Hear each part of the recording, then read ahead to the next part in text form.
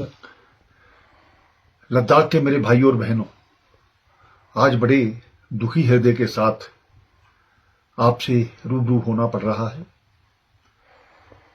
हम जानते हैं कि लोकतांत्रिक व्यवस्था में अपनी बात कहने का सभी को हक है और कहनी भी चाहिए, लेकिन कुछ दिनों से जिस प्रकार से हम जानते हैं लद्दाख में एक अनशन रखा गया और हम चाहते हैं कि अनशन एक लोकतांत्रिक व्यवस्था का एक पार्ट है, लेकिन पिछले एक दो दिनों से जिस प्रकार से लोगों को भड़काया जाना, नेपाल और बांग्लादेश के साथ उसकी तुलना करना, कुछ लोग हम आने वाले समय में आग लगा देंगे, ये कर देंगे, पॉलिटिकल पार्टीज के ऑफिस को करेंगे, लोगों के घरों में जाकर के उनको मारेंगे, ये कौन सा तरीका है?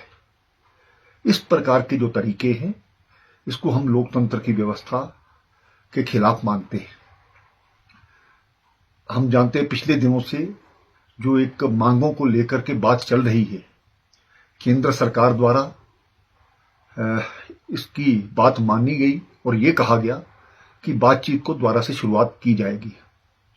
हमने तो कोई नाम तय नहीं किए, नाम आपने तय किए और ये भी तय हो गया कि इस दिन हम बात करेंगे, लेकिन उसके बावजूद वहां पर आकर के एक ग्रुप आता है, धरने में जाता है, धरने के बाद निकलता है और आकर के जगह जगह पर आग लग जाती है, पत्थरबाजी होती है। यह लद्दाख की परंपरा नहीं है। मुझे आशा ही नहीं पूर्ण विश्वास है कि जो लोग इसके पीछे हैं उनकी जांच तो की ही जाएगी, लेकिन वो इस लद्दाख के शांति व्यवस्था को खराब करने के लिए आए हैं, यहाँ का माहौल खराब करने के लिए आए।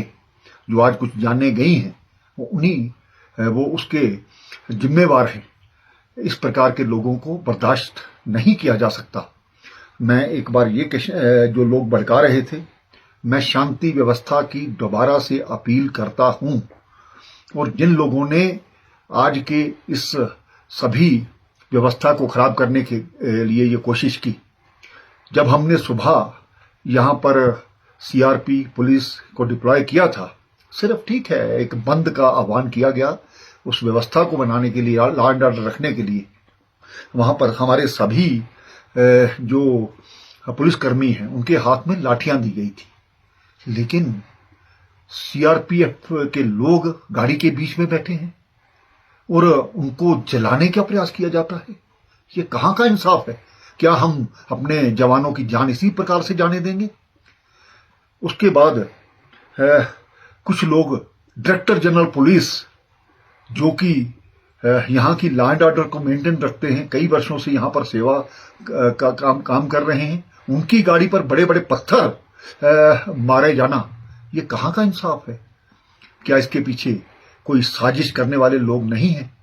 मैं लद्दाख के शांतिप्रिय लोगों से ये कहना चाहता हूं, आप इस चीज को समझिए। कुछ लोग अपने मफाद के कारण से पूरे लद्दाख की जो सुरक्षा व्यवस्था है उनको खराब करने का प्रयास कर रहे हैं। मैं लद्दाख की जनता के साथ हूं, मैं लद्दाख के नौजवानों के साथ हूं और लद्दाख के नौजवान जब भी मुझसे मिलने आते हैं मैंने कभी किसी को मना नहीं किया। और जिस प्रकार से उनके भविष्य की हम बात सोच रहे हैं, चाहे वो टूरिज्म के माध्यम से, चाहे वो एजुकेशन के माध्यम से या हेल्थ के माध्यम से, और नई नई नौकरियों का यहाँ पर नोटिफिकेशन जारी हो रही है। कुछ लोग चाहते हैं कि कोई भी व्यक्ति यहाँ पर नौकरियों में ना जाए, उनका रिकॉर्ड खराब किया जाए, उनका फ्यूचर खराब किया जाए। क्या उनका जो पुलिस का रिकॉर्ड है वो खराब नहीं होगा?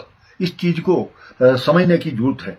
और मैं एहतियातन तौर पर हमने कर्फ्यू लगाया है, उन लोगों को भी बख्शा नहीं जाएगा जिन लोगों ने यहाँ पर माहौल खराब किया है। और मैं आपके माध्यम से भी ये कहना चाहता हूँ कि यहाँ पर लोगों की जो इन्वॉल्वमेंट है इस शांति व्यवस्था को बनाने में होनी चाहिए। हमारी जो रिलीजियस लोग हैं, हमारे जो राजनीतिक पार्टियां हैं, मैं उनसे भी अपील करता हूं कि इस प्रकार के जो लोग जो उनको चिन्हित कीजिए, आइडेंटिफाई कीजिए और उनको रोकिए। आओ हम सब मिलजुल करके लद्दाख में एक शांतिपूर्ण व्यवस्था को कायम करें। जो एहतियातन थोड़ा कर्फ्यू लगाया गया है, जो लोग इसमें जिन्होंने जाने गंवाई हैं उनके परिवार के प्रति संवेदना व्यक्त करता हूं, लेकिन आइंदा इस प्रकार से ये सभी चीजें इसके लिए की गई ताकि और ज्यादा यहाँ पर कैजुअलिटी करने का जो प्रयास किया जा रहा था उसको हमने रोका है। बहुत बहुत धन्यवाद।